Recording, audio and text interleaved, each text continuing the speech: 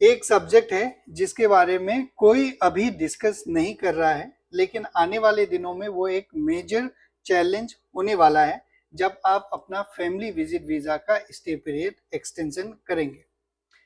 जब भी आप अपना फैमिली विजिट वीजा प्रोसेस करवाते हैं तो वीजा इशू होता है, उसके साथ इंश्योरेंस भी इशू होता है। लेकिन अभी जितने भी लोग वीजा प्रोसेस करवा रहे हैं उनको ये बोला जा रहा है कि भाई आपका जो ट्रेवल इंश्योरेंस है वो आपको ईमेल में आएगा। चलो ईमेल में वो भेज देते हैं आपको आपका जो इंश्योरेंस है, और आप उसे डाउनलोड करके प्रिंट करके ट्रेवल करते हैं, एयरपोर्ट पे पूछा जाता है तो आप दिखाते हैं। लेकिन ऐसे बहुत सारे लोग भी होंगे जिनको ये नहीं पता कि वो इंश्योरेंस सीसीएचआई जो इंश्योरेंस अथॉरिटी है उनके पोर्टल में, उनके वेबसाइट में भी लिंक होना चाहिए। अगर लिंक नहीं होगा तो फिर वीजा एक्सटेंशन के समय प्रॉब्लम होगा। तो अगर आपने अपना फैमिली विजिट वीजा प्रोसेस करवाया है 1 महीने के अंदर में, तो आप जरूर इंश्योरेंस अगर आपको आया है तो सीसीएचआई के वेबसाइट में जाके एक बार चेक कर लीजिए। अगर से दिखा रहा है सीसीएचआई की वेबसाइट में, वेल एंड गुड, कोई प्रॉब्लम नहीं है। अगर नहीं दिखा रहा है तो आपको प्रॉब्लम होगा उस समय जब आप अपना family visit visa stay period extend करेंगे।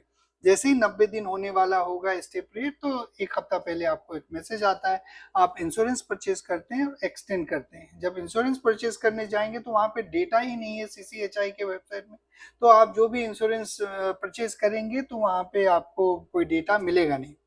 उस केस में आपको प्रॉब्लम होगा। इसी तरह से मैंने कुछ हिट एंड ट्रायल किया है, तो बस एक वेबसाइट है जो ये डेटा कैप्चर कर रहा है, इवन इफ आपका डेटा सीसीएचआई में नहीं है। वो है अलराजी तवक्कुल या तवक्कुल जो भी है, वो इंश्योरेंस प्रोवाइडर है जिसे आप ट्राई कर सकते हैं। क्या पता आने वाले दिनों में अगर ये वीडियो आप 6 महीने बाद देख रहे हैं, 4 महीने या फिर एक्स ड्यूरेशन के बाद देख रहे होंगे, तो उस समय तक शायद ये रिकवर हो जाए, करेक्ट हो जाए। लेकिन अभी अगस्त का ये फर्स्ट वीक है, उस समय भी यही प्रॉब्लम हो रहा है। अब इसका सॉल्यूशन क्या है? क्या सीसीएसआई में कंप्लेन करेंगे तो वो अपडेट कर देगा? क्या इंश्योरेंस वालों को बोलेंगे तो वो अपडेट कर देगा? नहीं, इसका कोई सॉल्यूशन नहीं है। वो एक एंडलेस लूप है। अगर आप वीएफएस को बोलेंगे जहां पे आपने पैसे दिए थे इंश्योरेंस के लिए, वो बोलेगा इंश्योरेंस वालों को कांटेक्ट करो। अगर आप इंश्योरेंस वालों को कांटेक्ट करेंगे तो वो बोलेगा कि आप सीसीएचआई को कांटेक्ट करो। अगर आप सीसीएचआई को कांटेक्ट करेंगे तो वो बोलेगा इंश्योरेंस को करो। तो इसी तरह से गोल गोल गोल गोल घूमते रह जाएंगे। ओके, तो अगर आपका एक्सटेंशन का टाइम आएगा और जो इंश्योरेंस कंपनी है उसमें आप जब भी परचेज करने जाएंगे तो आपका इंश्योरेंस नहीं दिखाएगा, तो आप अलराजी तवक्कुल जो है उस पे एक बार ट्राई करके देखिए। आपको इंश्योरेंस शायद थोड़ा महंगा मिले लेकिन आप परचेज कर लेंगे। उस समय जब आप परचेज करेंगे तो वो आपके सीसीएचआई के वेबसाइट में रिफ्लेक्ट होगा। अब ये जो इंश्योरेंस का सब्जेक्ट है वो भी एक अलग ही सब्जेक्ट है, क्योंकि वीएफएस वाले आपको बोलते हैं कि आपके ईमेल में आपका इंश्योरेंस पॉलिसी आ जाएगा। लेकिन कई बार ऐसे भी हुआ है कि वीजा भी आ गया, पासपोर्ट भी आ गया, इंश्योरेंस का कोई अता पता है नहीं।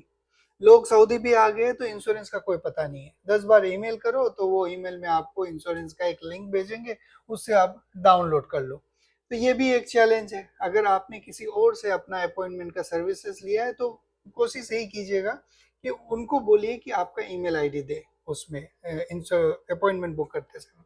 और जब आप वीएफएस जाएंगे तो खास करके अपना ईमेल आईडी उनको दे दीजिएगा ताकि वो सिस्टम में रहे, क्योंकि वीजा भी आपके ईमेल में आएगा, इंश्योरेंस भी आपके ईमेल में आएगा कॉपी। हालांकि पासपोर्ट के साथ आपको वीजा का एक कॉपी वो दे देते हैं। तो ये फर्स्ट वीक का अगस्त का अपडेट था। आने वाले दिनों में इससे रिलेटेड कोई अपडेट होगा तो मैं जरूर आप लोगों को बताऊंगा। अगर आपके पास इससे रिलेटेड कोई अपडेट है तो जरूर आप बताइए, कमेंट में लिखिए। Thank you very much.